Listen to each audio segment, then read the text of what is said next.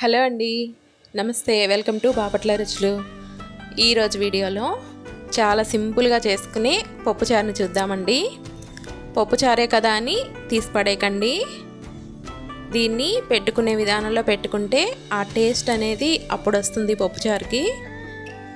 ఈ టిప్ ఒకటి పాటించి చూడండి, మీరు ఎప్పుడు పెట్టుకునే దానికంటే కూడా డబల్ టేస్ట్ తోటి చాలా బాగుంటుంది పప్పుచారు.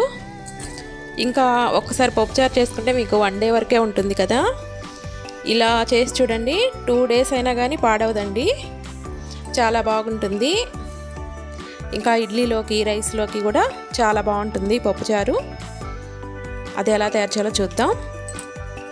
దీనికోసం నేను కుక్కర్ పెట్టుకున్నాను. కుక్కర్లో 1 కప్పు కందిపప్పు వేసుకున్నానండి.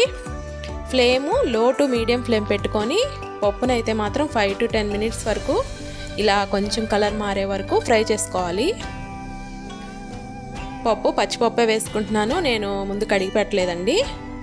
ఈ పచ్చిపప్పునే ఇలాగా కలర్ మారే వరకు ఫ్రై చేసుకోవాలి. మాడిపోవద్దు, గింజ మాత్రం మాడకుండా గోల్డెన్ బ్రౌన్ కలర్ వచ్చే వరకు ఫ్రై చేసుకుంటే సరిపోతుంది. తర్వాత స్టవ్ కట్టేసుకొని వాటర్ వేసేసుకొని పప్పునైతే మాత్రం 1/2 hour లేదా 1 hour పాటు నానబెట్టేసుకొని మళ్ళీ 2 times పాటు శుభ్రంగా కడిగేసుకొని పక్కన పెట్టేసుకోవాలి.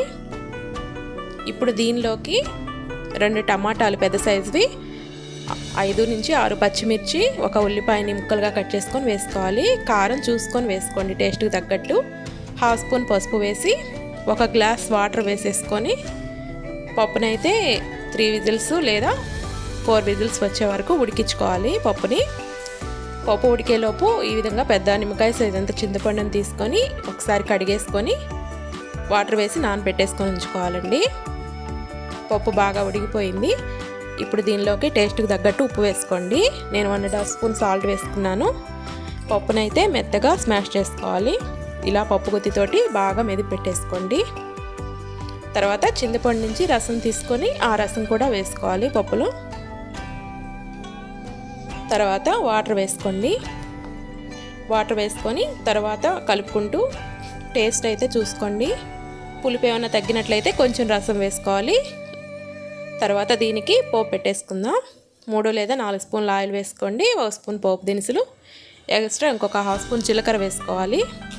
ఇవి పూర్తిగా చిటపట్లాడిన తర్వాతే 1 ఆనియన్స్ని ముక్కలుగా కట్ చేసుకొని వేసుకోండి. తర్వాత 4 లేదా 5 వెల్లుల్లిపాయలు, 1 ఎండుమిర్చిని వేసుకోవాలి. తర్వాత కొంచెం కరివేపాకును కూడా వేసుకొని ఫ్రై అయిన తర్వాత మెది పెట్టుకున్న పప్పుచారుని వేసుకోవాలి. ఇలాగా పప్పుచారు మొత్తాన్ని పోపులో వేసేసుకోవాలి. తర్వాత మీడియం టు హై ఫ్లేమ్ పెట్టుకొని పప్పుచారుని అయితే పొంగు వచ్చే వరకు మరిగించుకోవాలి. ఇలా పొంగు వచ్చిన తర్వాత ఒకసారి మూత తీసేసుకొని కలిపేసుకోవాలి. పప్పుచారు ఇలా మరుగుతున్నప్పుడే ఇప్పుడు దీనిలోకి సన్నగా తరిగి పెట్టుకున్న కొత్తిమీర కూడా వేసుకొని ఫ్లేమ్ని లో ఫ్లేమ్ పెట్టుకొని ఇంకొక 5 minutes పాటు పప్పుచారుని అయితే మరిగించుకోవాలండి. ఇలా మరిగించుకోవటం వల్ల పప్పుచారు 2 days కూడా పాడవదండి. టేస్ట్ చాలా బాగుంటుంది ఇలా మరిగించుకోవటం వల్ల. తర్వాత స్టవ్ కట్టేసుకుంటే రెడీ అయిపోయినట్లే. ఒకసారి ఇలా ట్రై చేసి చూడండి.